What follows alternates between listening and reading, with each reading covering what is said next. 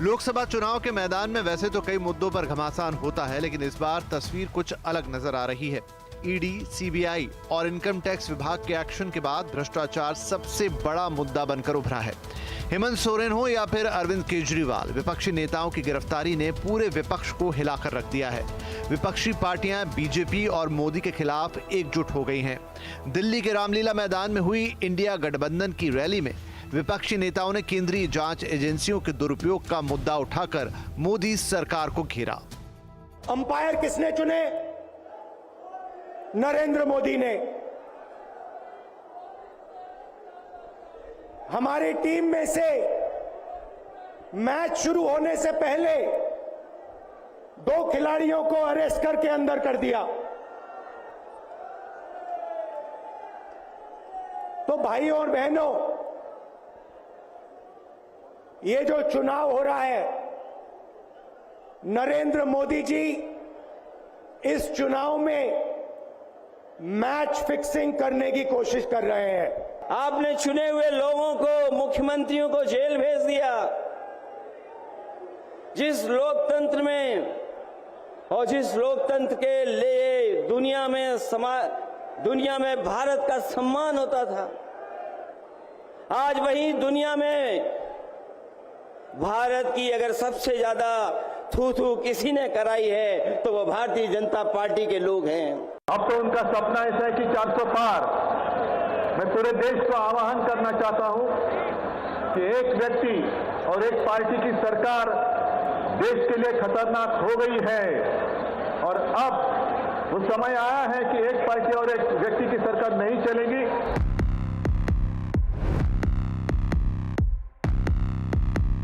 विपक्षी दलों का कहना है कि मोदी सरकार ने संविधान को खतरे में डाल दिया है। संविधान को बचाने के लिए मोदी सरकार का जाना अब जरूरी है। आज हम सब लोग देख रहे हैं कि देश में अघोषित इमरजेंसी लागू हो चुकी है। देश में सत्ता में जो लोग बैठे हैं तानाशाह रवैया अपनाने का काम कर रहे हैं, घमंडी हो गए हैं लोग। आज मेरा मानना है कि देश में सबसे बड़ा अगर दुश्मन है तो बेरोजगारी है, महंगाई है, गरीबी है। This is a fight, BJP versus democracy. This is a fight for Modi guarantee which has zero warranty. Modi guarantee, zero warranty. Zero warranty when it comes to price rise. Zero warranty when it comes to jobs. Zero warranty when it comes to protecting your institutions, the people's institutions. जांच एजेंसियों के दुरुपयोग के आरोप पर PM Modi ने विपक्ष पर करारा पलटवार किया। मेरठ की रैली में प्रधानमंत्री मोदी ने भ्रष्टाचार के खिलाफ एक्शन की गारंटी दे दी। मैं अपने देश को भ्रष्टाचारियों से बचाने के लिए जो कदम उठाए जा रहे हैं उनके खिलाफ एक बहुत बड़ी लड़ाई लड़ रही हूं। और इसलिए बड़े बड़े भ्रष्टाचारी आज सलाखों के पीछे हैं। सुप्रीम कोर्ट तक जमानत नहीं मिल रही है और इसलिए कई बड़े बड़े भ्रष्टाचारियों को कोर्ट के चक्कर लगाने पड़ रहे हैं। एक टीवी चैनल को दिए इंटरव्यू में पीएम मोदी ने केंद्रीय जांच एजेंसियों का बचाव किया। उन्होंने कहा कि ईडी और सीबीआई स्वतंत्र जांच एजेंसियां हैं और स्वतंत्र तौर पर काम कर रही हैं। इधर शराब घोटाले में आरोपी दिल्ली के मुख्यमंत्री अरविंद केजरीवाल को कोई राहत नहीं मिल पा रही है। कोर्ट ने उन्हें 14 दिन की न्यायिक हिरासत में भेज दिया है। वो 15 अप्रैल तक तिहाड़ जेल में रहेंगे। केजरीवाल ने कोर्ट में कहा कि मोदी जी जो कर रहे हैं वो देश के लिए ठीक नहीं है। उनकी पत्नी ने भी मोदी सरकार पर निशाना साधा। 11 दिन उनकी पूछताछ हुई है, पूछताछ पूरी हो गई है। अदालत ने दोषी नहीं कहा, उनको जेल में क्यों डाला है? लोगों का एक ही मकसद है, इनको चुनावों में उनको जेल में डालना है। देश की जनता इस तानाशाही का जवाब देगी। केजरीवाल को जेल के आदेश के बाद बीजेपी उनके इस्तीफे की मांग कर रही है। दिल्ली वासी तो कह रहे हैं कि दिल्ली की क्या हालत हो गई, भगवान कितना बदल गया है इंसान। इसी रामलीला में मैदान में हमने प्रत्यक्ष देखा है कि किस प्रकार से सियासी धर्मांतरण इतने छोटे अवधि में किसी का अगर हुआ है तो स्वराज से शराब तक, अन्ना से लालू तक, झाड़ू से दारू तक और इस्तीफा मांगने वालों से इस्तीफा नहीं दूंगा तक। आज इस्तीफा कब सौंपेंगे अरविंद केजरीवाल? अब सवाल यह है कि क्या भ्रष्टाचार सबसे बड़ा चुनावी मुद्दा बन गया है और ये बाकी मुद्दों पर भारी पड़ेगा? ईडी, सीबीआई और आईटी विभाग की कार्रवाई को भ्रष्टाचार के खिलाफ एक्शन के तौर पर देखा जाए या फिर ये एक्शन राजनीति से प्रेरित है? विपक्षी नेताओं की गिरफ्तारी से चुनाव में बीजेपी को फायदा होगा या फिर जांच एजेंसियों का एक्शन चुनाव में बीजेपी के खिलाफ जाएगा? राष्ट्रीय चुनावों में अब ये एक बड़ा मुद्दा मुझे लगता है कि भ्रष्टाचार और उस पर जो एक्शन चल रहा है देश भर में, ये बन चुका है। कल बड़ी भारी एक रैली इंडिया अलायंस की गई, उसमें भी ये मुद्दा रखा गया। केजरीवाल जी को 14 दिन की जुडिशियल कस्टडी में भेज दिया गया है और जाते जाते उन्होंने, अभी ऐसा ईडी के हवाले से खबरें आ रही कि 2 नाम और ले लिए हैं कि विजय नायर की रिपोर्टिंग तो आतिशी जी और सौरभ भारद्वाज को थी। अब ये एक नया पेच इसमें है, पता नहीं आगे इसमें क्या होगा, लेकिन मामला थोड़ा फंस गया है, उलझ गया है। और ये इस लिहाज से क्योंकि चुनाव की ठीक पूर्व संध्या पर एक सिटिंग सीएम जेल में, और वो इस्तीफा नहीं दे रहे हैं। वो कह रहे हैं हम इस्तीफा नहीं देंगे, कानून में ऐसा कोई प्रावधान नहीं कि इस्तीफा देना चाहिए। अब एलजी साहब क्या करेंगे ये भविष्य के गर्भ में है बताएगा, लेकिन जो बड़ा इशू निकल के आ रहा है कि भ्रष्टाचार की लड़ाई अब राष्ट्रीय परिप्रेक्ष्य में बनती दिख रही है।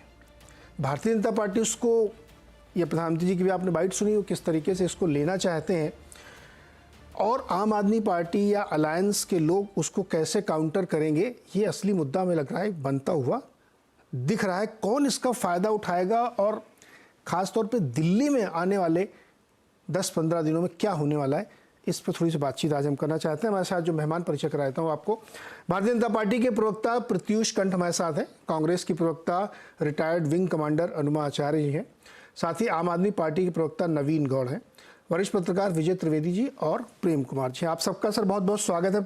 विजय जी, एक छोटी सी कमेंट्री आपसे, उसके बाद फिर अपने राजनीतिक मित्रों की तरफ चलता हूँ। बहुत छोटे छोटे 2 सवाल में एक ही साथ जोड़ देता हूँ उनको। दिल्ली में क्या होने वाला है? अब सरकार बर्खास्त होगी या केजरीवाल जी जेल से सरकार चलाएंगे?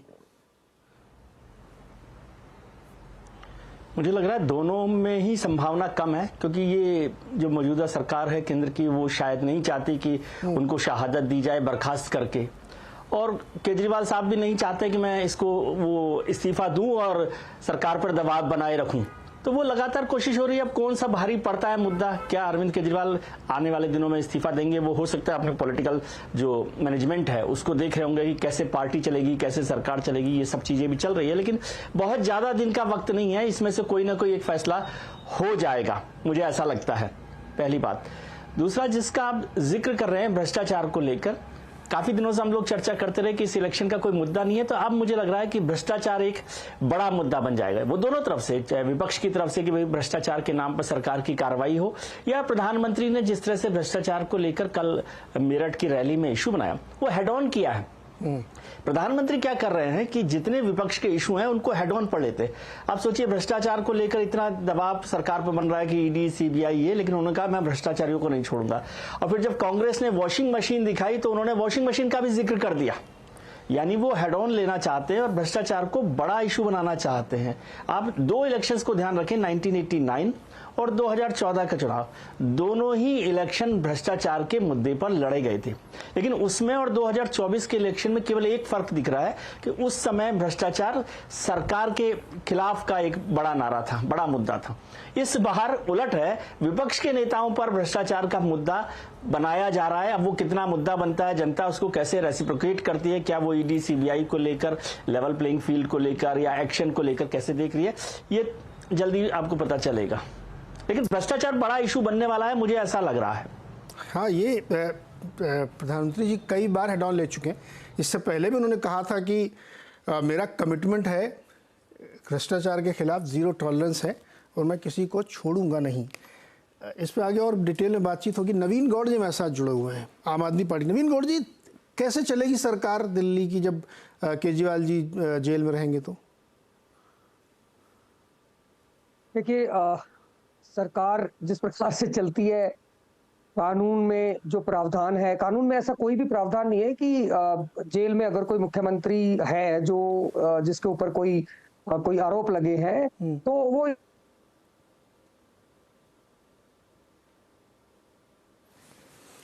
अच्छा, लिंक फंस गया इसमें। अनुमा जी, आप क्या चाहती हैं, केजरीवाल जी को इस्तीफा देना चाहिए?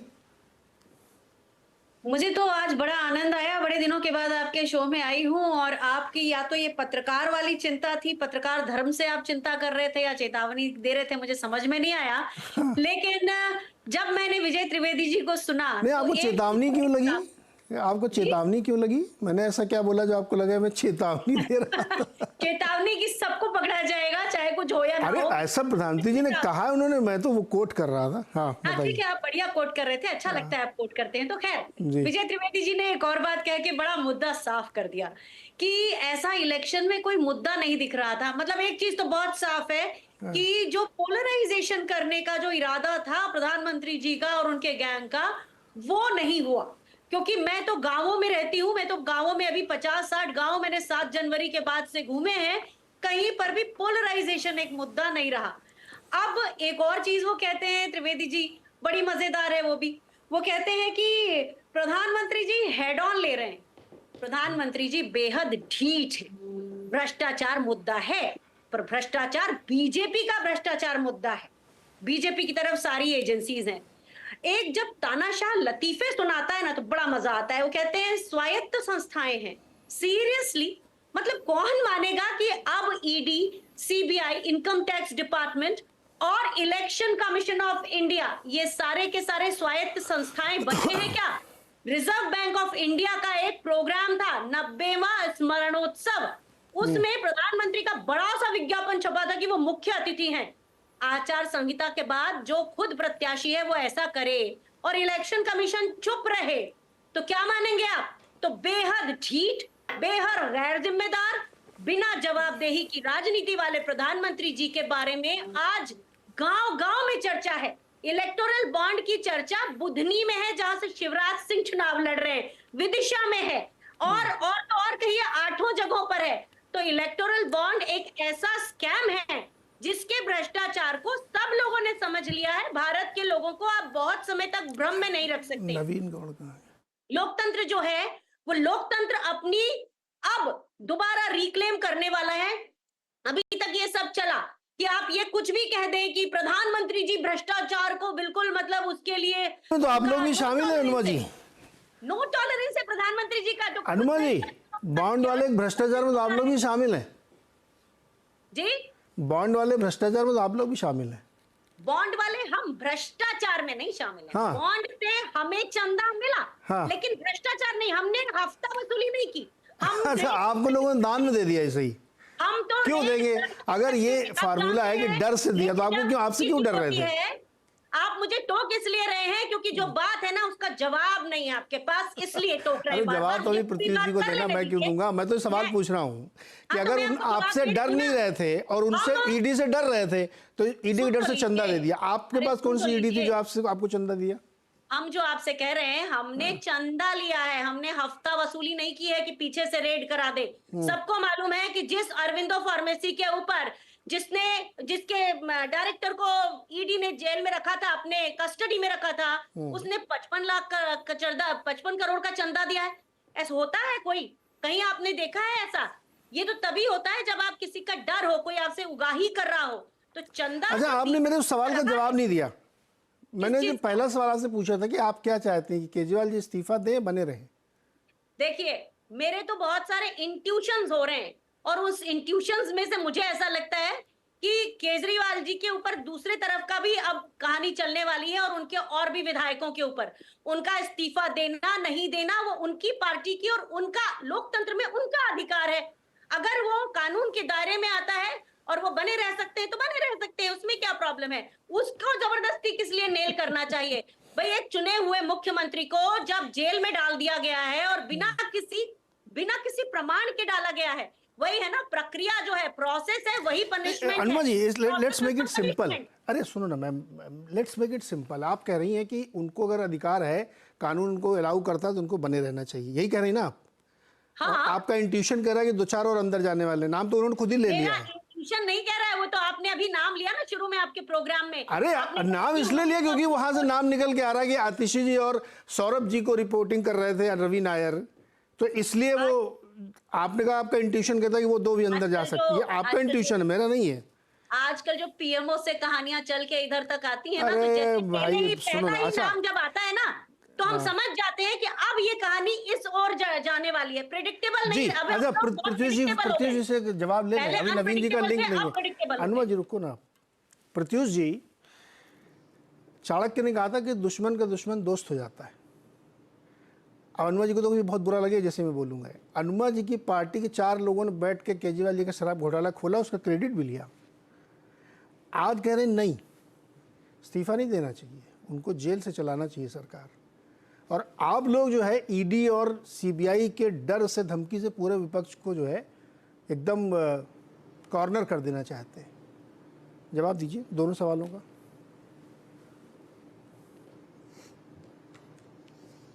मुझे तो आपका शो बहुत ही इंजॉयबल लग रहा है। बस मैं कुछ इस पे बातें डालूंगा सिर्फ कि आप क्या लग रहा है? बताइए कि जब कोई एफआईआर, बहुत इंजॉयबल लग रहा है, बहुत मजा आ रहा था सुन के सबों की बात कि कुछ भी बोल रहे थे वो, और आप सबको बोलने का मौका दे रहे थे, तो आई एम श्योर आप मुझे भी बोलने का मौका देंगे। पहला पॉइंट तो ये है कि आप बताइए, अगर हिंदुस्तान में कोई एफआईआर लॉन्च होता है, कोई भी एजेंसी हो, ईडी हो, सीबीआई हो, लोकल पुलिस हो, ईओडब्ल्यू हो, फर्क नहीं पड़ता, तो एफआईआर लॉन्च होता है तो फिर क्या होता है? एविडेंस कलेक्शन होता है। एविडेंस कलेक्शन होता है तो फिर क्या होता है? एविडेंस को लेके आपको कोर्ट के पास जाना पड़ता है। तो आप कहां से शुरू करते हैं? पहले लोअर कोर्ट जाते हैं, सेशंस कोर्ट जाते हैं, हाई कोर्ट के सिंगल बेंच पे जाते हैं, फिर हाई कोर्ट के डबल बेंच पे जाते हैं, फिर सुप्रीम कोर्ट में जाते हैं। अब हम शराब घोटाले की बात करते हैं।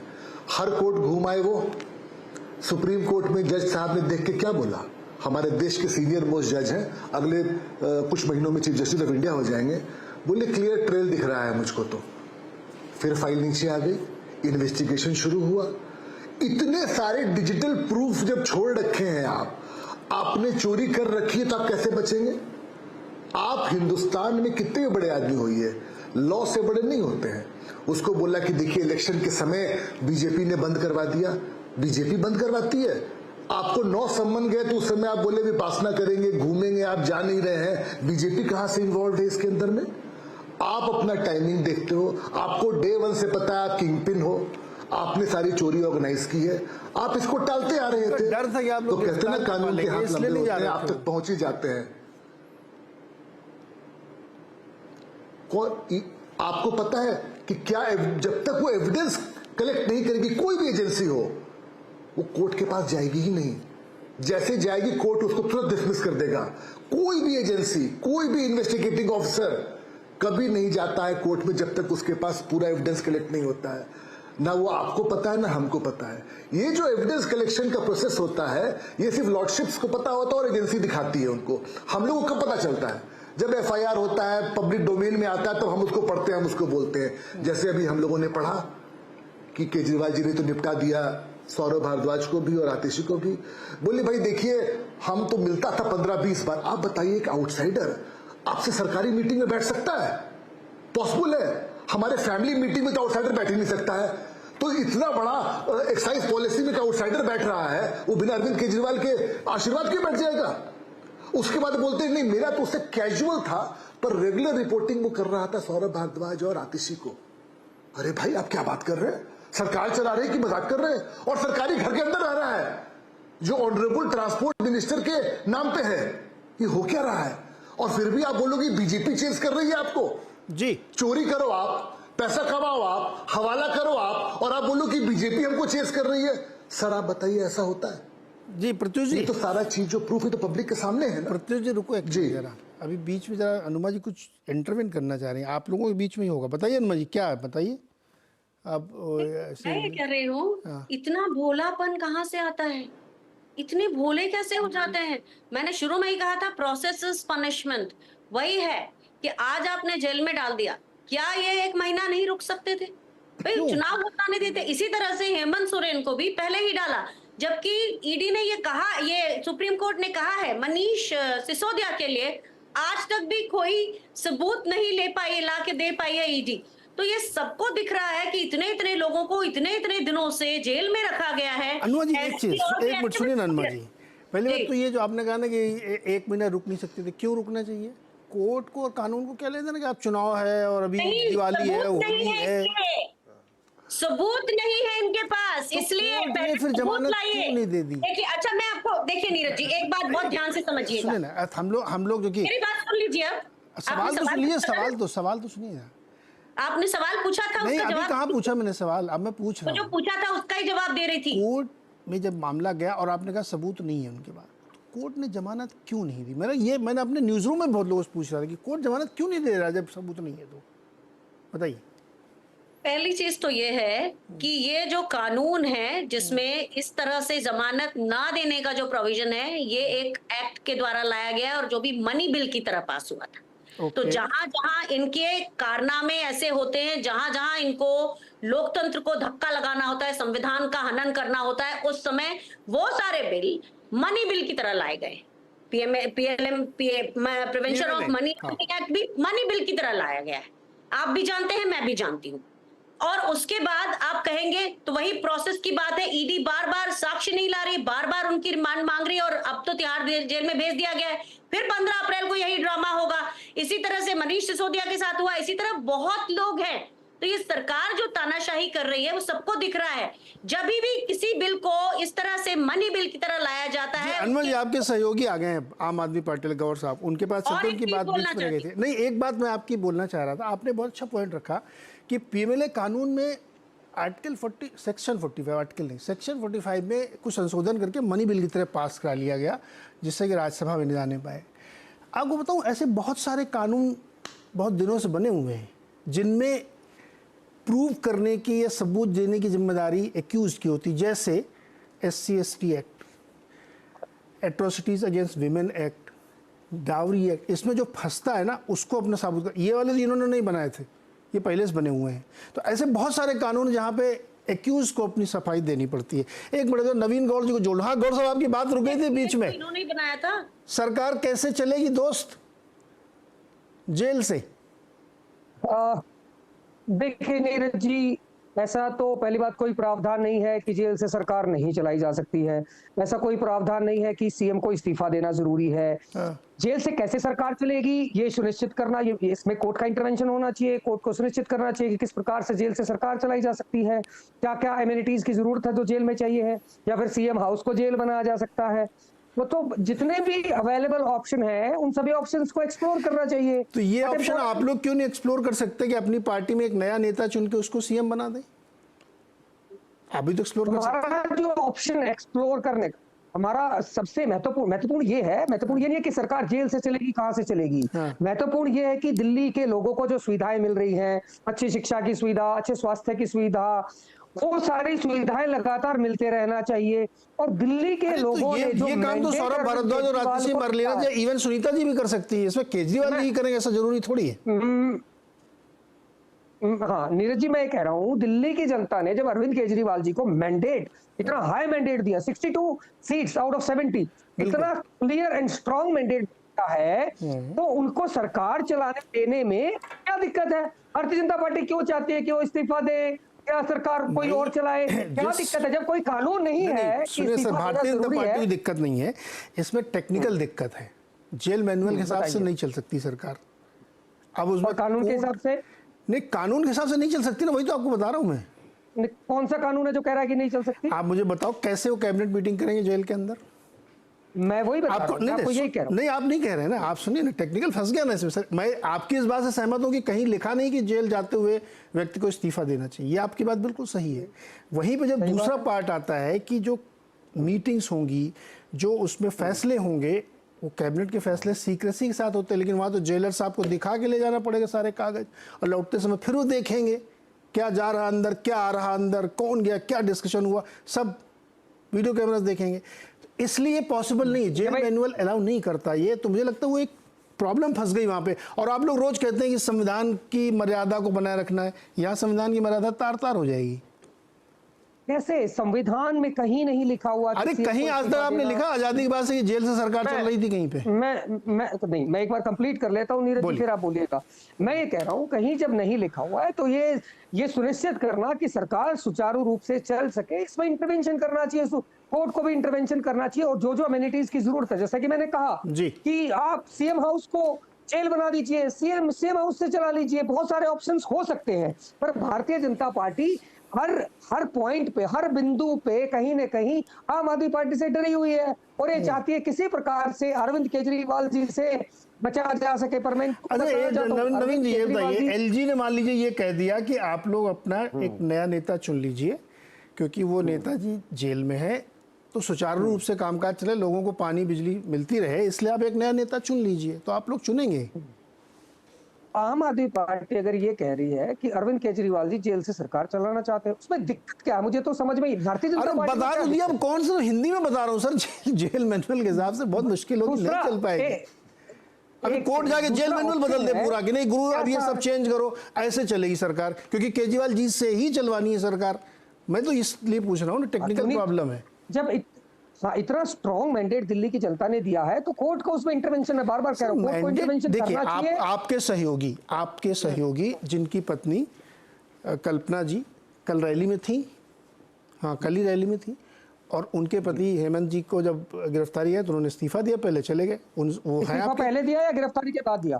पहले दिया गुरु, पहले। वही कह रहा हूँ। हाँ तो वही कह रहा हूँ मैं। आप उस मर्यादा को नहीं रखना चाहते, वो भी चाहते तो हम नहीं देंगे इस्तीफा, क्या कर लेंगे आप? लेकिन उन्होंने दे दिया कि नहीं वो संभव नहीं, पॉसिबल नहीं है, तो उन्होंने दे दिया, आप कर नहीं देंगे हम। वही तो देखिए मैं बता रहा हूँ सर, देखिए शरद चंद्र रेड्डी से 60 करोड़ की ऑफिशियल रिश्वत लेके भारतीय जनता पार्टी, आप दूसरे प्रश्न का जवाब दे रही है, तो उन्होंने पूछा ही नहीं मैंने शरद चंद्र। मैं आ रहा हूँ, मैं वहां पे आ रहा हूँ सर, मैं वहीं पे आ रहा हूँ। घुमा के क्यों आते, सीधे सीधे आ जाओ ना सर। आप बिना पहले कठिन सवाल हल करोगे फिर आसान सवाल का जवाब दोगे। अरे पहले इसी सवाल का हल करो। उदाहरण से समझाऊंगा, अच्छा समझ में आएगा। उदाहरण से समझाने में आपको भी अच्छा छोटे समझाओ। प्रत्युष जी देखो एकदम गुस्सा हो रही है कि मेरे को बहुत सारे जवाब देने, बोलो जल्दी से बोलो सर, बोलो। प्रत्युष जी आप पे गुस्सा क्यों?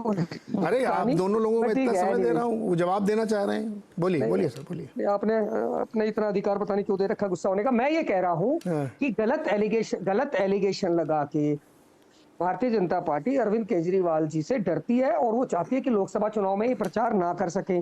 भारतीय जनता पार्टी वाले, मैं प्रधानमंत्री जी का ये सुन रहा था, भी वो करते ना हम ईडी को रोकते हैं और ना ही भेजते हैं। ठीक सर, पॉइंट आ गया आपका, मैं समझ गया। आप हमारी बात का जवाब नहीं देना चाह रहे, पॉइंट आ गया आपका। मैं 10 सेकंड सर, 10 सेकंड। तो मैं कह रहा हूं अगर आप ना रोकते हैं और ना भेजते हैं तो ऐसा कैसे हो जाता है कि जैसे ही ईडी का छापा पड़ता है आपको इलेक्टोरल बॉन्ड के माध्यम से चंदा मिल जाता है? नहीं नवीन जी देखो, आप ना एग्जाम के पर्चा को ना आप पता नहीं कहाँ जो सवाल पूछा गया उसके बजाय आप कुछ और लिख रहे हो उत्तर। सर ये सब गड़बड़ मत करिए, एग्जाम में वही लिखना चाहिए जो सवाल पूछा गया। आप कह रहे थे कि प्रत्युष जी को गुस्सा हो जाए, अनुमा जी तो पहले सवाल में मेरे ऊपर गुस्सा हो गई। उन्होंने मुझे पहले सुनाया 2-3 बातें, फिर अपना जवाब शुरू किया। प्रत्युष जी आप लोग डरे हुए हैं, भारतीय जनता पार्टी डरी हुई लोकसभा चुनाव की वजह से, और केजरीवाल जी इस्तीफा नहीं देंगे, वो जेल से चलाएंगे, एलजी व्यवस्था करे, कैसे चलेगी?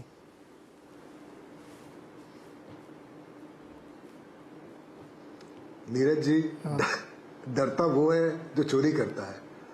अब आप देखिए, तब से मैं सुन रहा था आरोप है ये, इसके प्रवक्ता ने सब कुछ को चैलेंज कर दिया। अभी साबित नहीं हुआ, आरोप है, जुडिशियल सिस्टम को चैलेंज कर दिया।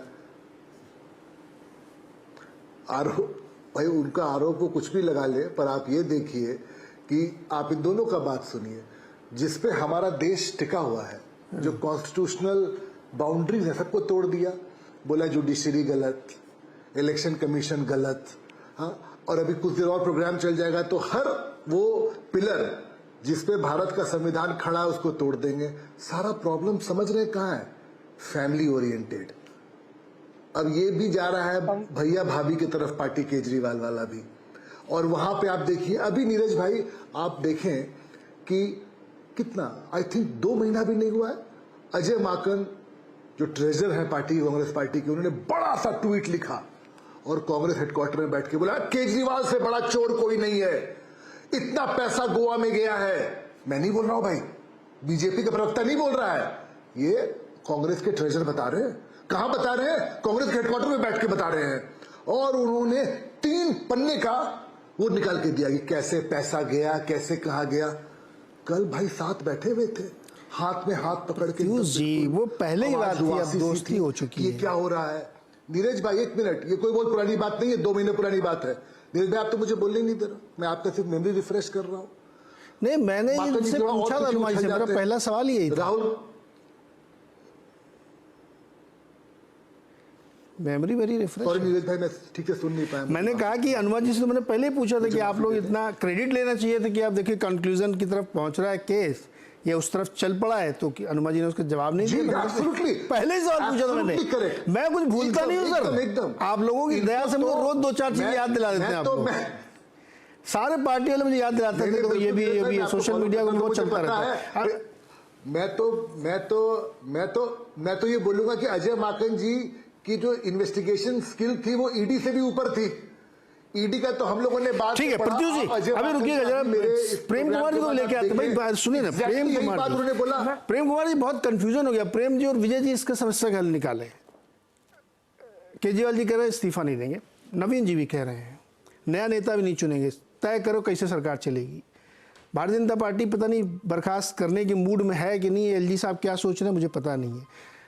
कोर्ट से जमानत नहीं मिल रही है, न केजरीवाल जी को मिली, ना जो पिछले 1.5-2 साल से हैं लोग, उनको नहीं मिल रही। प्रेम कुमार जी क्या है, कैसे चलेगा ये? देखिए नीरज जी, आपकी जो चिंता है, इस चिंता को लेकर लोग हाईकोर्ट गए थे। और हाईकोर्ट ने कहा कि जेल से सरकार चलाने का उनको हक है। अब आगे जो स्टेप लेना है वो एलजी लेंगे, और जो भी फैसला करना है उनको कि संविधान सम्मत चल रहा है कि नहीं चल रहा, कोर्ट इसमें कुछ नहीं कर सकता। तो एक फैसला तो हमारे पास है डिस्कस करने के लिए कि अदालत मान रही है कि जेल से चलाने का अधिकार है। अब दूसरा जो आपने एक प्रश्न और बहुत लोगों ने उठाया है, उसी को आप बोल रहे हैं कि जेल मैनुअल का उल्लंघन होता है। जेल मैनुअल का उल्लंघन होता है, भाई जेल प्रशासन अपनी बात पर अड़िग रहेगा और उन चीजों को नहीं होने देगा जो जेल से नहीं हो सकता है। तब उसके बाद जो जेल से चलाने का शासन का जो अधिकार है अरविंद केजरीवाल जी के पास, उस अधिकार के तहत वो कोर्ट में जाएंगे कि भाई हम कैसे जेल से शासन चलाएंगे, हमें तो जेल मैनुअल अलाउ ही नहीं करता है। तो उसका हमको वेट करना पड़ेगा, क्योंकि ये एक नए तरीके से डिफाइन होगी ना। हमारा अधिकार है तो हमें उसको अवेल कर भी दीजिए, और अगर अवेल करने नहीं दे रहे हैं तो इसमें ये ऑब्स्टेकल है, इसको दूर कीजिए। ये कैसे हो सकता है कि हमारा अधिकार भी है और हम जेल से शासन भी नहीं कर सकते? यही समस्या है। ऐसी समस्या ही से तो महाभारत होती है। आपको क्या लगता है केजरीवाल जी को इस्तीफा देना चाहिए कि नहीं, या जेल से सरकार चलानी चाहिए? आप लोग रोज बताते हैं संविधान की हत्या हो गई है, संविधान बचाना जरूरी है। अभी संविधान बचेगा जेल से सरकार चलेगी तो? देखिए नीरज जी, अगर उन्होंने स्वेच्छा से इस्तीफा दे दिया होता, जैसा कि हेमंत सोरेन जी ने दिया था, तो हम आप सब खुश होते, ऐसी इस समस्या पर विचार ही नहीं कर रहे होते। लेकिन उन्होंने नहीं दिया है, तो इसका जो लॉजिक है उसको अगर हम देखते हैं और समझते हैं तो उसका लॉजिक पे जाएंगे तो इस परिस्थिति को बनाने वाले जो लोग हैं, भाई नैतिकता का प्रश्न सिर्फ अरविंद केजरीवाल के लिए होगा। जिन लोगों ने उनको अनैतिकता की स्थिति में डाला है, उनकी अनैतिकता का प्रश्न कौन उठाएगा? नहीं, मैं नैतिकता का प्रश्न उठा ही नहीं रहा हूं प्रेम जी। मैंने पूरे शो में एक बार भी नैतिकता का नाम लिया? ये तो उसी चीज से जुड़ा हुआ है। नहीं, ना पिछले डिबेट में भी आप आए थे, मैंने कहा था कि नैतिकता का प्रश्न नहीं है आपका। अब कोर्ट ने कह दिया उनको अधिकार है। नहीं, नैतिकता का कोई प्रश्न नहीं सर, ये टेक्निकल प्रश्न है। नहीं, टेक्निकल यहाँ पे या तो वो रिजाइन कर दें, नहीं तो एलजी साहब को कार्रवाई करनी पड़ेगी, क्योंकि ऐसे नहीं चल सकती सर, फंस जाएगा मामला। सर नीरज जी देखिए, जब कोर्ट ने कह दिया कि रिजाइन मांगना आवश्यकता नहीं है, उनको इस्तीफा देने की आवश्यकता नहीं है, कोई क्लॉज है तो बताइए, सब कुछ कोर्ट ने कह दिया, तो उसके बाद हम कैसे क्यों मांग रहे हैं इस्तीफा? अगर टेक्निकलिटी की बात है, सिर्फ नैतिकता के कारण मांगा जा रहा है, और नैतिकता का आप बोल रहे प्रश्न ही नहीं है, तो फिर खत्म हो गई बहस, खत्म हो गई। नहीं, बहस है ना ये सर, बहस है ये, यहीं पे तो आके बहस खड़ी होती है कि आगे क्या होगा। That is my question. मैंने बताया भी और कोशिश करता हूं बताने की। नहीं, आपने नहीं बताया सर। और पहली चीज तो सर, कोर्ट ने ये नहीं कहा कि उनको अधिकार है, उन्होंने ये कहा कि ऐसा कोई प्रोविजन नहीं जिससे मैं वर्डिक्ट से रूलिंग दे सकूं। दोनों यही तो मतलब होता है, और क्या रोक सकते थे ना, अदालत नहीं रोक रही है, अदालत नहीं रोक रही है जेल से सरकार चलाना। अदालत चूंकि वो ऐसा कोई प्रोविजन नहीं है इसलिए अदालत नहीं रोक रही है, लेकिन उसके आगे की कहानी यही जो मैं बता रहा हूं आपको। इस संवैधानिक स्थिति से सोचिए ना, उसके बाद अगला प्रोविजन एलजी है, राज्यपाल, वो देखेंगे संवैधानिक हिसाब से सरकार चल पा रही है। केजरीवाल जी तो कहते हैं आरोप वो जो फैसला लेंगे, वही तो कहते हैं, वो जो फैसला लेंगे फिर उसको भी चैलेंज किया जाएगा। ये सारा जब संवैधानिक स्थिति से चलेंगी चीजें तो वैसे ही चलेंगी। हम कैसे बात नहीं कर सकते हैं कि अरविंद केजरीवाल जेल से चला अच्छा सुनो ना सर प्रेम जी, प्रोविजन के हिसाब से चले, प्रोसेस के हिसाब से चले, इस पर आपका एग्रीमेंट है। हमारा आपका एग्रीमेंट क्या मतलब, ये एक नेचुरल प्रोसेस है। तो जब ये प्रोसेस के हिसाब से ईडी कार्रवाई हो रही तो फिर ये आरोप क्यों लगता है कि ये पॉलिटिसाइज है? वो तो उसी प्रोसेस में चल रहे हैं। जमानत नहीं मिल रही तो कोर्ट जिम्मेदार है, कोर्ट नहीं दे रही जमानत, उनको लगता है कि जमानत नहीं देनी चाहिए, तब आप लोग आलोचना करते हो कि फंसाया जा रहा है। ये हाँ नीरज जी, इसका बेसिक कारण ये है कि ईडी का जो लगातार एक्सटेंशन दिया जा रहा था ना संजय मिश्रा जी को, सुप्रीम कोर्ट ने पकड़ा कि तुम गलत कर रहे हो।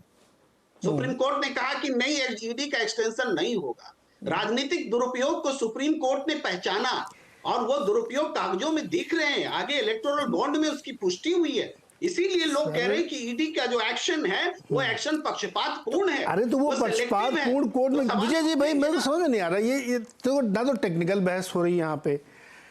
अगर ये कार्रवाई गलत है ईडी की और भ्रष्टाचार के खिलाफ जो बीजेपी मुहिम चला रही है उसमें फ्लॉज है, तो कोर्ट से ये चीजें गिर जानी चाहिए। अभी तो मनीष जी का मामला है, मनीष सिसोदिया जी का, तो कितना साल 1.5 साल हो गए, उनको नहीं मिली जमानत, क्यों नहीं मिल रही है? विजय जी बिल्कुल ठीक बात है, बिल्कुल ठीक बात है। और मुझे अच्छा लग रहा है नीरज जी कि हम लोग नैतिकता पर बहस नहीं कर रहे। आप पिछली बार भी नहीं की थी, इसकी चर्चा हो रही है, क्योंकि नैतिकता तो एक पर्सपेक्टिव है कि आप किस चीज को नैतिक मानते हैं अनैतिक मानते हैं। ये टेक्निकल मसले पर हम चर्चा कर रहे हैं और आपका बात ठीक है कि भाई ईडी जो है कर रहा है। अब जैसे बात हुई अभी, शायद कहा गया कि कानून में सेक्शन 45 का जिक्र है, तो आपने उसका भी सपोर्ट दिया कि बहुत सारे कानून है जिसमें इनोसेंस प्रूव करने का जो जिम्मेदारी है वो उसी पर है जिस पर आरोप लगे हैं। ऐसा ही ये कानून है जिसमें ये बात की गई है, अब उनको प्रूव करना है कि इनोसेंट है कि नहीं है, या छूट नहीं मिल रही, लेकिन कोर्ट उनको इजाजत नहीं दे रही। अभी संजय मिश्रा साहब का भी जिक्र है, लेकिन मेरे ख्याल से तो अभी संजय मिश्रा साहब नहीं है, चले गए तो वो कौन है ईडी में, कौन कर रहा है क्या, नहीं वो चले गए ना, उसके बाद अरेस्ट हुए ना। तो अब संजय मिश्रा साहब तो नहीं है, फिर भी ईडी काम कर रहा है, अरेस्ट कर रहा है, तो उसको जेल मैनुअल का आपने जिक्र किया, तो हो सकता है आम आदमी पार्टी कल सुप्रीम कोर्ट में या कोर्ट में, हाई कोर्ट में चली जाए कि भाई हमारे पास अधिकार है सरकार चलाने का, लेकिन जेल मैनुअल इजाजत नहीं दे रहा, तो आप इसका इंतजाम करें। ये उनके पास ऑप्शन है। दूसरा ऑप्शन सरकार के पास भी है, केंद्र सरकार के पास, जो एलजी साहब हर दिन फाइल रोककर देखने लगते हैं दिल्ली सरकार की, वो क्यों नहीं फाइल मंगा लेते, कर देते हैं उनको बर्खास्त। किस बात का डर है? अगर आपको ये संवैधानिक व्यवस्था लग रही है तो एलजी को या केंद्र सरकार को ये लेनी चाहिए जिम्मेदारी। क्या डर है, किस बात का डर है? और अगर नहीं है तो फिर ये भी बात ठीक है कि क्यों इस्तीफा आप मांग रहे हैं उनसे, ये तो उनके पास ऑप्शन है ना सर। ईडी को लेकर लगातार बात, ईडी को लेकर बात इसलिए होती है सर कि जो कानून बनाए जा रहे हैं, कानून पर बात हो रही है। और ईडी सीबीआई इन्वेस्टिगेटिंग एजेंसी को तो चर्चा नीरज जी तब से हो रही है जब सुप्रीम कोर्ट ने कहा था कि पैरेट इन केज यूपीए के वक्त में, ठीक है ना। तो वो अनुमा जी को शायद याद नहीं होगा, अनुमा जी उस समय पॉलिटिक्स में एक्टिव नहीं होंगी, तो पैरेट इन केस तो उस समय था जब यूपीए सरकार में था। और आज भी मैं नहीं कह रहा कि वो सरकारों के इशारे पर काम करती हैं कि नहीं करती, मैं तो वैसे ही कहता हूं कि जो एजेंसीज होती है उसमें मोटे तौर पर 100% नहीं, लेकिन मोटे तौर पर वो चेतक की तरह से बिहेव करती हैं। जो राणा प्रताप का चेतक था ना, उसके लिए कहा जाता था कि वो राणा की पुतली से पहले मुड़ जाता है, समझे। तो वो अलग इशू है कि किस तरह से कर रहे हैं, क्या नहीं कर रहे। लेकिन प्रफुल्ल पटेल की तो रिपोर्ट क्लोजर में दे देते हो ना आप, और छगन भुजबल पर तो कोर्ट ने नोटिस लिया है ना, लिया, हाई कोर्ट ने लिया। कांग्रेस के जो अकाउंट्स को लेकर बात हुई है वो कोर्ट ने नोटिस दिया, हाँ हाई कोर्ट ने नोटिस दिया है ना। तो बहुत सारी बात जो हमारे फेवर की बात होती है, हम उस समय लोकतंत्र की हत्या नहीं होती, अदालतों की बात नहीं होती। इलेक्शन कमीशन के लिए मैं बार बार कहता हूं, इलेक्शन कमीशन को लेकर आप सवाल खड़े करते रहे, लेकिन पिछले 10 साल में 50% से ज्यादा चुनाव विधानसभाओं के बीजेपी हारी है ना। और आज भी 10-11 राज्यों में नॉन बीजेपी गवर्नमेंट है, तो वो भी उसी इलेक्शन कमीशन से हैं, वो भी उसी ईवीएम से हैं। तब हमने चर्चा नहीं कर रहे। और जिस दिन चंडीगढ़ पर सुप्रीम कोर्ट ने फैसला दिया था, तब हमने सुप्रीम कोर्ट पर सवाल खड़ा नहीं किया। आज अदालतों पर सवाल खड़े कर रहे हैं। तो ये हमारे सारे पार्शियल वो सब चीजें चलती रहती है, पॉलिटिक्स में चल रही है। अब क्या हो रहा है, एलजी साहब को भी थोड़ी थोड़ी हिम्मत दिखानी चाहिए। रोज फाइल रोकते हैं तो आज फाइल रोक लें पूरी। अब बोले कि सरकार मैं चलाऊंगा। हाँ, एक मिनट पूछते ना प्रत्युष जी, किसी ने रोक लगाई है कि प्रत्युष जी बताएं कि बताइए प्रत्युष जी। प्रफुल्ल पटेल पर तो बोलेंगे प्रत्युष जी, बोलिए। भ्रष्टाचार को लेकर हेड ऑन करने की बात लगातार करते जी। प्रत्युष जी जवाब दीजिए सर। ऐसा है सर कि आप मुझे हर बार बीच में रोक देते हैं। मैं कोई स्टोरी कंप्लीट नहीं कर पा रहा हूं आपके व्यूअर्स के लिए, तो इस बार मुझे प्लीज 3 मिनट बोलने दीजिए। मुझे आपके व्यूअर्स को ये बताना है, भारतीय जनता का स्पोक्सपर्सन होके, कि ये सब जो हैं ये एक चोर लोग मिले हुए हैं। आप समझ जाइए कि किसी भी एजेंसी का और जुडिशरी पे तो हमारा क्या किसी का कंट्रोल नहीं है। जैसा विजय जी ने बोला कि इलेक्शन कमीशन में जब जीतो तो ईवीएम अच्छा, ना जीतो ना अच्छा। अब बताइए, कल राहुल गांधी सारे देश के सामने में क्या बोलते हैं कि फिक्स्ड मैच है, अंपायर भी उनका, पिच भी उनका। माने इलेक्शन के पहले आप हार गए, जब आप कहीं जीत जाओगे तो बल्ले बल्ले, और हार गए तो बोलोगे फिक्स्ड मैच है। ये क्या कंफ्यूज कर रहे हैं। यहां पे एक आदमी चोरी करता है, एक दलाल आता है जो सरकारी घर में रहता है, वो दलाल जो है 14-15 मीटिंग करता है, वो उसको फिर बोलते हैं केजरीवाल जी की नहीं, ये हमसे नहीं, मेरे बाकी 2 मंत्री से क्लोज है। इसका माने वो दलाल की एंट्री थी, वरना किसी और की नहीं होती है। इस बीच में राहुल गांधी बोलते हैं जाके तेलंगाना में कि भाई इनसे बड़ा तो चोर देखा नहीं मैंने। 2 महीना पहले अजय माकन बोलते हैं कि भारी चोर है। ऐसा 2 महीने में क्या हो गया कि सारे चोर भाई हो गए? ऐसा क्या हो गया कि नरेंद्र मोदी जो है वो ईडी भी लगा रहे हैं, सीबीआई भी लगा रहे हैं? ऐसा क्या हो गया जी? आपके व्यूअर्स को मुझे बस एक लाइन बोलना है कि ये भ्रष्टाचार लोग हैं, इनको परिवारवाद वाले लोग हैं, इनको ऐसी कहानी देनी है। आपके पास आज स्ट्रॉन्ग प्रूफ होगा, आपको बेल मिल जाएगा। प्रूफ नहीं होगा, आपको बेल नहीं मिलेगा। आज ना इलेक्शन आया है, आपने सिसोदिया जी कब से जेल में बैठे हुए हैं? प्रूफ तो वही है ना। प्रत्युष जी, प्रफुल्ल पटेल वाले में क्लोजर रिपोर्ट लगी। प्रफुल्ल पटेल का क्या? मैं हाईकोर्ट का जज हूं। Am I a judge of a high court और सुप्रीम कोर्ट? क्लोजर रिपोर्ट लगा दी इसमें। भाई जुडिशरी के पास लंबा दिन से केस चल रहा है। आज से केस नहीं चल रहा है उनका। एविडेंस आएगा, उसको देखा जाएगा। जो संयोग है क्या? एविडेंस में कोर्ट पाएगी कि नहीं, एविडेंस स्ट्रॉन्ग नहीं, ये भी एक संयोग ही है। आप नहीं, संयोग है ये। देखिए, बहुत सारे लोग इधर ज्वाइन कर लेते हैं, उनकी कार्रवाई स्लो हो जाती है। ये भी संयोग ही है। ये आरोप है आपके ऊपर। स्लो कैसे हो जाएगी सारी? सर, यही आपको शुरू में बताना चाहा, आपने मुझे रोक दिया था। मैंने ऐसे ही शुरू किया था कि जब कोई एफआईआर लॉन्च होता है कहीं भी, तो उसके बाद उसकी इन्वेस्टिगेशन शुरू होती है। और जिस दिन एफआईआर लॉन्च होता है पूरे देश के अंदर में कहीं भी, वो कोर्ट के अंदर चला जाता है। फिर कोर्ट उसको देखने लगती है, हाँ भाई कहां तक पहुंचे। हर डेट में पूछेंगे जज साहब कि आप कहां तक पहुंचे। ये लोअर कोर्ट में प्रक्रिया चलती है, सेशंस कोर्ट में चलती है, हाई कोर्ट में चलती है, सुप्रीम कोर्ट में चलती है। प्रत्युष जी, तो प्रभु उनका भी जो केस है वो तो आप स्लो करो तो जज आपको छोड़ देगा, अगले डेट में आपको टांग देगा उल्टा। बोलेगा आप इसमें नहीं कर रहे हो। आप आरोप ये है कि देश में लाखों केस चल रहे हैं, सुप्रीम कोर्ट से लेकर के लोअर कोर्ट तक, सेशन कोर्ट तक लाखों केस पेंडिंग है। जिसको चाहो परसू करो, वरना तो और 10 साल तक पड़ा रहेगा। वकील साहब डेट मांगे तो 20 साल तक पड़ा है। दीवानी के मुकदमे जमीन वाले तो 30-30 साल तक चलते हैं। परसू करने की बात होती है, इसीलिए वो संयोग बनता है कि किसको आप परसू करना चाहते हैं, किसको आप परसू नहीं करना चाहते। ये आरोप है आपके ऊपर, है। इसमें आपकी सफाई आप देंगे, लेकिन ये आरोप है आपके। नीरज भाई, मुझे ये बताना, नीरज भाई, नहीं, हाँ। आप तो इतना सीनियर पत्रकार हो, मुझे ये बताओ कि ये जो अमीर लोग होते हैं, हाँ। जिनके पास पैसा होता है, हाँ। जो ये 10-10, 20-20 लाख पर डे देने वाले वकील होते हैं, हाँ। उनकी केस की जो परसुएंस होती है, हाँ। वो हम और आप डिसाइड करते हैं। परसों तो कोर्ट करती है। आप उसका केस ही सुनोगे, उसका बड़ा वकील खड़ा हो जाएगा सुबह 10 बजे, बोलेगा your lordship, my case has not been heard for last 6 months, और तुम्हें डायरेक्शन लेके ऊपर से चलाएगा। ये सब उसके लिए होता है जो गरीब लोग होते हैं, जिनका केस जो है वो बल्क में मारा जाता है। ट्रैफिक चालान के केस। नहीं, अरे कहाँ आप घुमा के इधर उधर की। सुनो ना प्रत्युष जी, सर अब मुझे ब्रेक लेना है सर। बहुत सारे केस ऐसे हैं ईडी जो नहीं परसू कर रही है अभी। वो मैं नहीं कर रहा हूँ उनको क्लोजर रिपोर्ट लग गई, वो खत्म हो गया, उनको क्लीन चिट मिल गई, वो है कोर्ट में है वो, या ईडी के परव्यू में है, लेकिन वो स्लो है, बैक बर्नर पे है। ये आरोप आपके ऊपर है। छोटे सा ब्रेक लेते हैं सर, लौट के आते। ब्रेक लेना है प्रत्युष जी, ब्रेक लेना है मेरे को।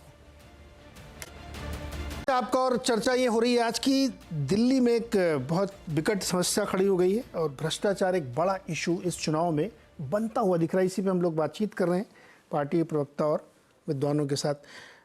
अनुवा जी, आप बीच में रिएक्ट करना चाह रही थी, एक कह लीजिए आप अपनी बात, फिर मैं दूसरे मेहमान के पास जाऊं। बोलिए। बीजेपी ना इस समय कंफ्यूज्ड है, उसको समझ ही नहीं आ रहा है कि ऊंट किस करवट बैठेगा। उनके प्रवक्ता कहते हैं कि हम क्यों डरेंगे, हम कोई चोर हैं क्या? नहीं, आजकल का जमाना ऐसा हो गया है कि चोर जो है वो सीना जोरी करना सीख गया है और बहुत ही ज्यादा ढीठ हो गया है। अब आपने एक सवाल पूछा कि केवल केजरीवाल ही क्यों, कोई दूसरा क्यों नहीं? तो मैं आपसे पूछती हूँ, केवल मोदी ही क्यों? राजनाथ सिंह क्यों नहीं? नितिन गडकरी क्यों नहीं? आएगा तो मोदी ही क्यों? अरे उनका, अरे ये तो आपका सवाल नहीं, उनका कोई दिक्कत है क्या? उनका कोई दिक्कत है क्या? अरे मैं तो ये कह रही हूँ कि संविधान में तो ये उदाहरण भी ना, उपमा भी आप इधर उधर दाएं में अनुपमा जी, हमारी बात सीधी सीधी है, कोई उपमा और अनुमा नहीं है, सुन लीजिए। अरे उनके कौन सी समस्या जो ये नहीं तो वो, इधर समस्या, इधर जेल में, इसलिए ये सवाल है। केजरीवाल जी बाहर हो तो सवाल ही नहीं होता ये। चलिए, ऐसा है कि संविधान में अगर प्रावधान नहीं है तो उसका बेनिफिट ऑफ डाउट उनको मिल रहा है, तो क्या बुराई है? संविधान में तो ये प्रावधान भी नहीं है कि हर साल जो देश के शीर्ष पद पर हो उसका मानसिक स्वास्थ्य की जांच हो, उसका लाभ किसी और को मिल रहा है, इसमें क्या प्रॉब्लम है? तो ऐसा है कि विनिवेश घोटाला याद है आपको, मालेगांव घोटाला याद है आपको? इन सब में क्या हो रहा है? ये केस की क्यों नहीं पड़ताल होती है? ये क्यों तेजी से नहीं चल रहे? इतने सारे ऐसे केसेस हैं जो कि भारतीय जनता पार्टी के नेताओं वाले हैं। किसी को मालूम है बालासोर का कौन था अपराधी, क्या सजा मिली? किसी को मालूम है? मोरबी का जो अपराधी है जयसुख पटेल, वो भाग गया है, क्या वो कभी आएगा या उसके लिए कोई पुलिस लगी हुई है पीछे? इतने सारे हमारे देश में दुर्घटनाएं हो रही हैं, लापरवाहियां हो रही हैं, रोज एक नई हेडलाइन बदल जाती है, लेकिन उस पर कुछ नहीं होगा। ये केवल विपक्ष के लोगों पर ही 95% जो है वो उन्हीं के ऊपर कार्रवाई होगी। अरे अपनी सुविधा के हिसाब से आदमी बोल रहा, नेशनल हेराल्ड क्यों बोलेंगे ये? रुको ना सर आप। अरे बोल लीजिए ना, हम तो कह रहे हैं बोल लीजिए। नहीं, अरे उधर डिबेट तो चलिए। नवीन जी भी इशारा कर रहे हैं। जी देखिए, भारतीय जनता पार्टी सेलेक्टिव तरीके से ईडी का जो प्रयोग है, वो ईडी का प्रयोग सेलेक्टिव तरीके से कैसे हो रहा है? नवीन जिंदल, जिस पर मोदी जी चिल्ला चिल्ला कर ये कह रहे थे कोयला घोटाला, प्रफुल्ल पटेल, छगन भुजबल, शिवेंदु अधिकारी, सब पे मोदी जी ने चिल्ला चिल्ला के, अमित शाह जी ने चिल्ला चिल्ला के आरोप लगाए कि ये बहुत भ्रष्टाचारी है। और वो वॉशिंग मशीन वाली बात झूठी थोड़े है, वो सच्ची बात है। अब एक बात बताइए, ये अजय माकन जी का उदाहरण दे रहे थे, मैं तो सीधा मोदी जी का उदाहरण दे रहा हूँ।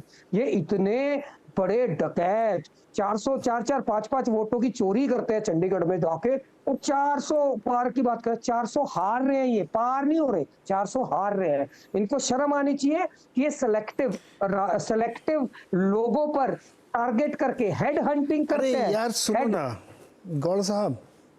जी सर बोलिए। आम आदमी पार्टी अपने उन पैमानों पर अपना मूल्यांकन कराएगी कि नहीं कराएगी जो आपके नेताजी कहते थे? मैं तो इसलिए आ रहा हूँ, मेरा क्या मतलब बीजेपी कांग्रेस से, वो तो आम आदमी पार्टी क्यों नहीं मतलब है? अरे आप लोग कहते थे आरोप लगे पहले इस्तीफा दे दो। मैं बता रहा हूँ, जो अब आप करो इस्तीफा नहीं देंगे, चाहे कुछ भी हो जाए। जो कानून में कहाँ लिखा हुआ है इस्तीफा देना, और जो हमें उस समय आपने कहा था जब कह रहे थे कि शीला दीक्षित जी को और सोनिया गांधी जी को गिरफ्तार करो, तब आपने क्यों नहीं कहा था कि कानून में कहाँ लिखा हुआ है कि आरोप लगे थे? बात की तब कहीं पढ़ा था आपने, लिखा था? अनुमा जी बैठे अरविंद केजरीवाल जी वो आदमी हैं जिन्होंने 2013 में सीएम बने हुए बिना किसी आरोप पे इस्तीफा दे दिया था। और जब भारतीय जनता पार्टी कह रही थी कि भगोड़ा है, अरविंद केजरीवाल, तो यहाँ पर इंपॉर्टेंट ये नहीं है कि अरविंद केजरीवाल का इस्तीफा, यहाँ पर बिल्कुल यहाँ पर जो मानदंड लेके आप आए ना, हम तो उसी बात करेंगे। हम ये सवाल क्यों, हम तो ये सवाल इसलिए पूछ रहे हैं क्योंकि आप लोगों ने बड़े बड़े बातें करी थी।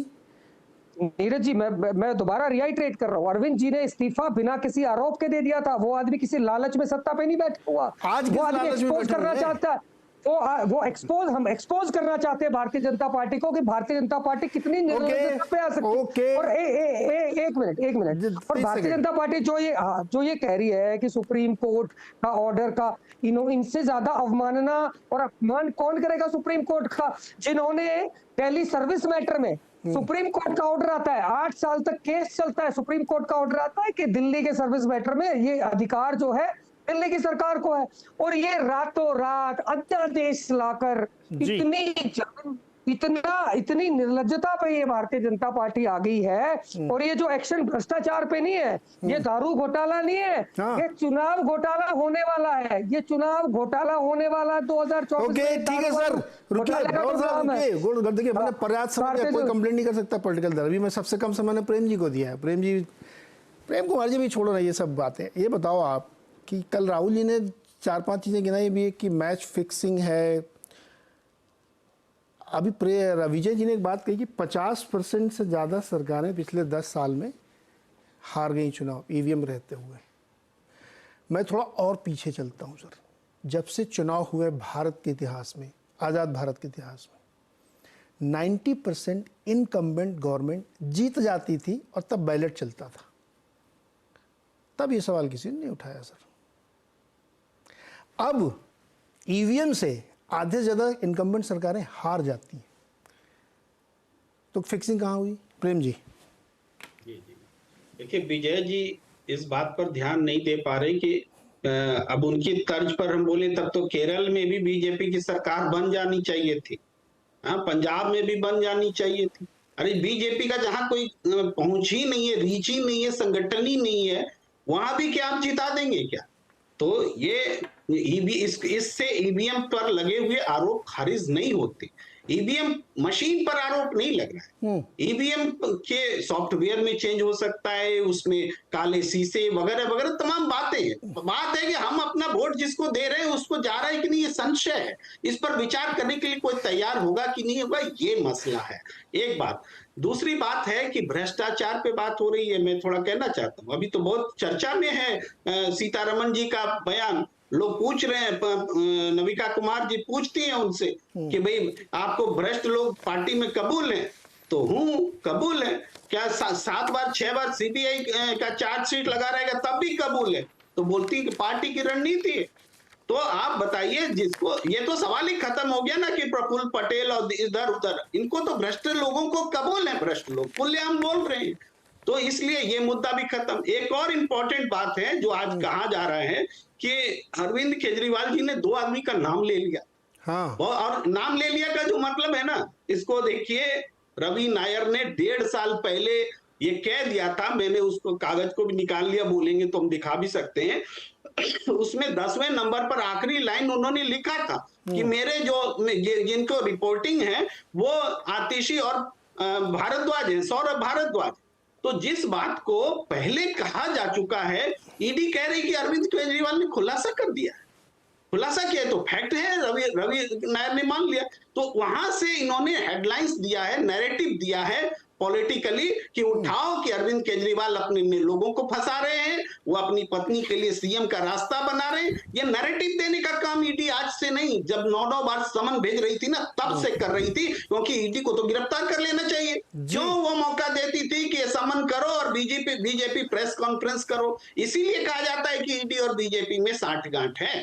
जी विजय जी, मैं तो ये कहता हूँ भाई देखो, बिना राजनीतिक हुए कि जबान में सरस्वती होती है, इसलिए हमेशा अच्छा बोलना चाहिए। किसी का नाम आप क्यों लें, कोई भी ले, मतलब ईडी ले या केजरीवाल जी ने, कोई मत लो भैया, आजकल बहुत समय ख़राब है। और वो बात सच हो जाती है। पिछले कुछ समय से हम लोग देख रहे हैं एकदम ऐसे ही हो जाता है, नहीं होना चाहिए ये। केजरीवाल जी ने जो कहा है, पता नहीं वो अब ईडी कह रही है, पता नहीं कह रही सच कि नहीं कह रही, लेकिन ये चीज़ चर्चा में है। अरे प्रेम कुमार जी हंसिए मत जरा, ठीक है, ये बहुत गंभीर मसला है। मैंने बहुत गंभीरता से ईडी की करनी को बता दिया है। नहीं, अरे करनी तो सर अभी हम लोग देख ही रहे हैं कि झूठ बोल रही है ईडी, कोर्ट में झूठ बोल रही है। सुनिए ना सर, ये जब जैन साहब जो शुरू हुआ था तो लोग ऐसे मजाक में कहते थे, देखिए अभी इनका नंबर है, इनका नंबर, वो बाईगार्ड आता चला जा रहा है। इसलिए मैं कह रहा हूँ भैया ये थोड़ा ध्यान रखना चाहिए। विजय जी। देखिए नीरज जी, एक बात मैं कहना चाहता हूं कि चुनावों के नतीजे जो है ना वो अंतिम सत्य होते हैं, Yes. 400 पार होगा, 400 हारेंगे। और आपको और मुझे दोनों को इसमें इंटरेस्ट नहीं है मेरे ख्याल से कि कौन पार करेगा कौन हारेगा, ये कोई इशू नहीं है। लेकिन मैं नवीन जी से एक बात पूछना चाह रहा था, बिल्कुल उन्होंने ठीक कहा भाई कानून में नहीं है, तो बेचारे हमारे मित्र भी रहे हैं मनीष सिसोदिया जी, उनको उप मुख्यमंत्री बने रहने देते, क्यों उनसे इस्तीफा ले लिया? सत्येंद्र जैन साहब से क्यों इस्तीफा ले लिया? वो भी मंत्री बने रहते, कोई कानून तो था नहीं। ये तो उनको तय करना। खैर ये तो मैं ऐसी मुझे याद आ गया। और जैसे अभी चर्चा हुई, मैं किसी सवाल का जवाब डिबेट में नहीं देता, लेकिन केरल पंजाब की चर्चा करें, लेकिन हिमाचल और कर्नाटका में तो कांग्रेस के और भारतीय जनता पार्टी वहां पे दोनों जगह हारी ना, दोनों जगह वोट है ना उनका। मैं ईवीएम को सपोर्ट नहीं कर रहा, मैं सिस्टम की बात कर रहा हूं, मैं फैक्ट्स पर बात कर रहा हूं कि भाई केरल में, यहाँ पर हिमाचल में और कर्नाटक में तो हम मानते हैं कि भारतीय जनता पार्टी का वोट है, लेकिन दोनों जगह सरकार हार गई, दोनों जगह हार गई ना। यदि आप केरल और पंजाब का उदाहरण दे रहे हैं तो मैं आपको हिमाचल और कर्नाटक का उदाहरण दे रहा हूं। अब मैंने तो कहा ही कि भाई ये सरकारें जो है, एलजी साहब जो रोज फाइल रोकते थे वो आज इस्तीफा दिलवाले बर्खास्त कर दें, जो भी करना है। और चुनाव, मैं एक चीज और कहना चाहता हूं कि भ्रष्टाचार की जिस पर हमने शुरू की थी, कल की जो इंडिया गठबंधन की रैली है, यदि पहले दिन से आज तक देखें 8-10 महीनों में, मई से और अभी तक में, कभी इंडिया गठबंधन इतना एकजुट नहीं दिखा। वो कास्ट सेंसस पे नहीं दिखा, वो बेरोजगारी पे नहीं दिखा, वो महंगाई पे नहीं दिखा, लेकिन भ्रष्टाचार के मुद्दे पर कल की रैली सबसे बड़ी थी। तो भ्रष्टाचार के खिलाफ यदि उसको इशू पोलराइज, मैं यदि कहूंगा इंडिया पूरा अलायंस जो है वो पोलराइज हो गया इस इशू पर। वो भ्रष्टाचार के खिलाफ है या भ्रष्टाचार के साथ है, मैं ये पॉलिटिकल कमेंट्री नहीं कर रहा, लेकिन इसलिए मैंने कहा कि पॉलिटिक्स में ये जो इलेक्शन है वो भ्रष्टाचार का बड़ा इशू बना सकता है ये चुनाव, और वो तय करेगा कि कौन भ्रष्टाचार के इधर है या उधर है। जो भी जीतेगा हारेगा उसकी बात हम लोग कर। ये वाला इशू तो मुझे लगता है बन गया है, क्योंकि कल की रैली के बाद से, या देखिए बीजेपी को मैं मानता हूँ कि इतना तो किसी भी राजनीतिक दल को, अनुमान जी समय समाप्त हो रहा है, रैप अप कर रहा हूँ मैं, इतना तो किसी भी राजनीतिक दल को समझ होगी कि ठीक चुनाव से पहले वो इतना बड़ा रिस्क क्यों ले, अगर उसको ये डर है कि सेंटीमेंट खराब हो जाएगा। लेकिन फिर भी अगर हो रहा है तो वाकई ये फिर एक मुद्दा बन रहा है, और आर पार की लड़ाई इस बार हो रही है कि कौन किस तरफ है, कौन किस तरफ नहीं है। लेकिन मैं आपकी बात से सहमत हूँ, मैंने इसको बहुत बार अपने शोज में कहा कि मैं 2 ही अदालतें मानता हूँ, या तो दिल्ली की सुप्रीम कोर्ट है, अंतिम फैसला वहाँ से ले लो, और वहाँ से संतुष्ट नहीं हो तो जनता की अदालत में ले लो, तीसरी कोई अदालत है नहीं। तो अब एक अदालत से संतुष्ट नहीं है अगर लोग, तो 4 जून की अदालत में फैसला होगा। हम सबको प्रतीक्षा करनी चाहिए। बहुत बहुत शुक्रिया।